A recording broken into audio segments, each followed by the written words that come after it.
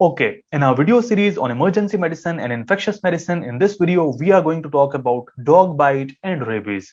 We are going to discuss the emergency management of a patient with dog bite. We are going to discuss the rabies prophylaxis indication and how do you give rabies vaccine and immunoglobulins.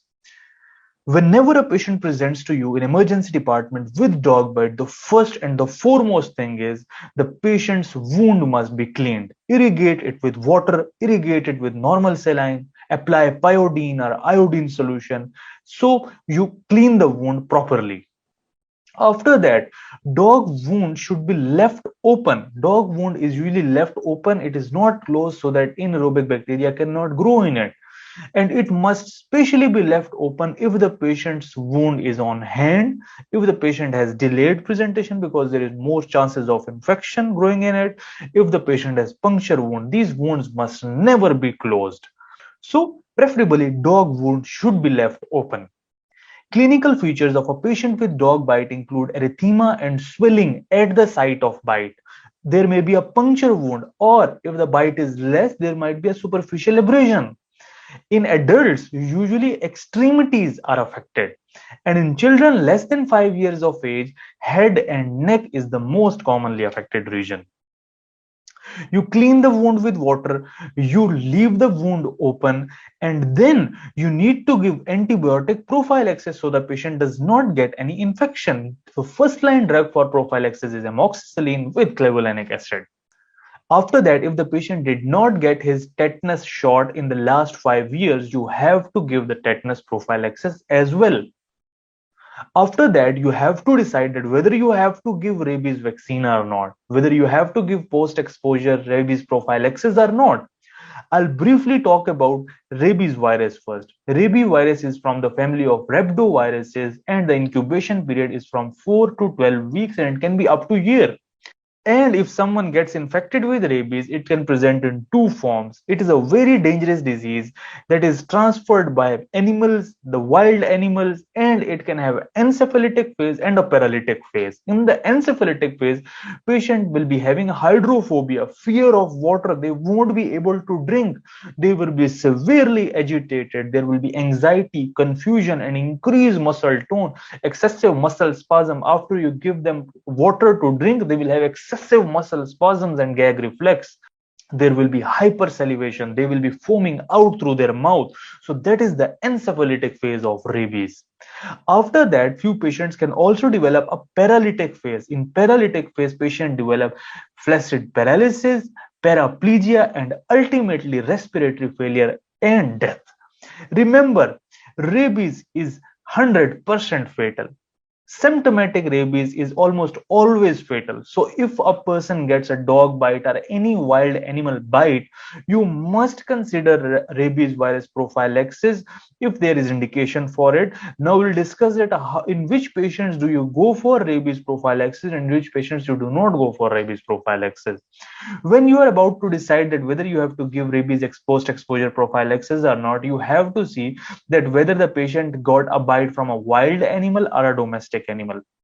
Usually domestic animals are the ones that are already vaccinated and they do not contain rabies virus. Wild animals are very prone to have rabies virus in them, including bats, foxes, skunk bites, and in developing countries, the dogs are also not vaccinated and they are very prone to have rabies virus in them. So if there is wild animal bite, you need to see that whether the animal is available for testing or not. If the animal is available for testing, usually that animal is killed and the brain is taken for detection of rabies virus. If the test comes out to be positive, you must go for rabies post-exposure prophylaxis. And according to the guidelines, if the animal is not available for testing, that is also an indication that you have to go for post-exposure prophylaxis. Since you cannot test the animal, so you will take it as an indication for post-exposure prophylaxis. But if the animal is available, you test the animal, and if the test comes out to be positive, then you give the prophylaxis. If the patient has been bit by a domestic animal, then you have to see that whether that animal has the symptoms of rabies or not. Usually domestic animals are already vaccinated for rabies and they do not have any symptoms of rabies. But if the animal is showing any symptoms of rabies, symptoms of rabies in animals are the same as in humans, They might be hypersalivating, they might be having seizures, they might be having paralysis, they might be confused and agitated. So these are the symptoms of rabies in animals as well. If the domestic animal is showing the symptoms, you have to straight away give post-exposure prophylaxis and keep the family away from that animal and get rid of that animal. So you give post-exposure prophylaxis if the domestic animal shows symptoms. And if the patient got bit by a domestic animal and that animal is not showing any symptoms, then you have to observe that animal for the next 10 days, that whether that animal gets any symptoms of rabies or not. If the animal does not get any symptoms in the next 10 days, then the chances are that there was no rabies in that animal and post-exposure prophylaxis is not needed. If the animal develops the symptoms of rabies in the next 10 days, you have to give post-exposure prophylaxis in that case. So if the patient has been bit by animal bite, see whether it is wild or it is a domestic animal. If it is wild, if it is available for testing, kill the animal, get the sample and give post-exposure prophylaxis if the test comes out to be positive. If the animal is not available, straight away give post-exposure prophylaxis. If domestic animal is there, observe it for the next 10 days. And if the animal develops symptoms, give post-exposure prophylaxis. If animal does not develop any symptoms, post-exposure prophylaxis is not needed. Important thing to remember is that even the suspicion, slightest suspicion of rabies is an indication of post-exposure prophylaxis, because if patient develops symptomatic rabies, then it is a fatal disease. Then you cannot protect him. So even suspicion of rabies is sufficient indication for post-exposure prophylaxis.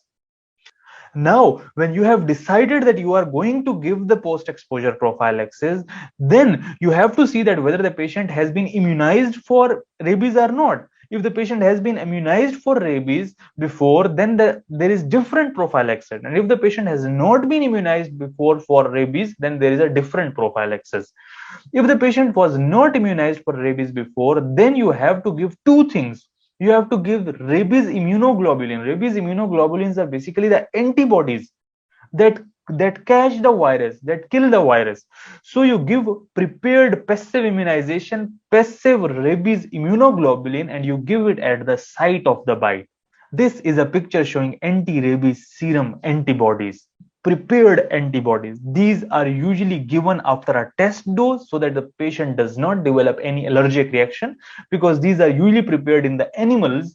So these antibodies can have an allergic reaction. So you give it after the test dose. And if the patient develops any anaphylactic reaction, you manage that. If you want to learn about the management of anaphylactic shock, I have talked about it in detail in my video on treatment and management of anaphylactic shock. You can check out the link in the description below. Then the dose is 40 international unit per kg. You give it around the wound, the site of the bite, and the rest is given in the anterior thigh. And remember, you give it within 24 hours so that there is more effective response, so that antibodies neutralize the virus. But if there is any delay, you can delay it up to 7 days. But after 7 days, there is no use of giving immunoglobulin to the patient, because after 7 days, the body itself will develop antibodies against the rabies virus. And if you give immunoglobulin at that point, this exogenous immunoglobulin will suppress the immune response. So after 7 days, immunoglobulins are not preferred. If within 7 days you can give it, so you should give rabies immunoglobulin. In case of any reaction, give Evel diphenhydramine with dexamethasone. Now, when you are giving a prophylaxis to a non-immunized patient, you have given the rabies immunoglobulin at the site of bite and rest in anterior thigh. With that, you also have to give inactivated killed rabies vaccine, because prophylaxis is incomplete without the rabies vaccine. Rabies vaccine is a killed vaccine, and it is given IM, intramuscularly, at the time of presentation, at 0, at 3rd day, at 7th day, and at the 14th day. So there are 4 doses of rabies vaccine given at certain duration. Rabies vaccine is a killed vaccine. This is a picture showing rabies vaccine, and it is given in the deltoid region or in the outer aspect of thigh in children. Remember, it must never be given in the gluteal region, because if it is given in the gluteal region, the immune response generated by the vaccine is weak. If you give the vaccine in gluteal region, the immune response generated by the body against this vaccine will be weak. So it is never given in the gluteal region. It is given in the deltoid region and in the outer aspect of thigh in children. Pregnancy is not a contraindication for rabies vaccine. So this was the post-exposure prophylaxis in a person who was not immunized with rabies vaccine before.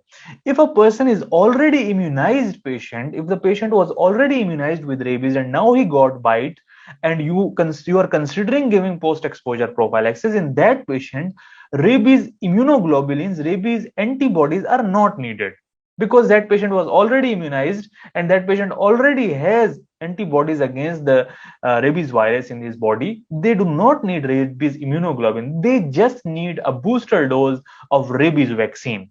You give them rabies vaccine IM 2 doses only at the time of presentation at 0 and at the third day. And then you check the antibody titers at the day 14, that whether they have developed good immune response, good antibody response against the virus or not. So if the person is immunized, they do not need immunoglobulins, they do not need antibodies, they just need the rabies vaccine at 2 doses of rabies vaccine. If the patient is not immunized, you give them rabies immunoglobulin as well as rabies vaccine. In summary, we talked about the management of dog bite. You clean the wound, you leave the wound site open, you give the antibiotic prophylaxis, you give the tetanus shock, and you decide that whether you have to give post-exposure prophylaxis or not.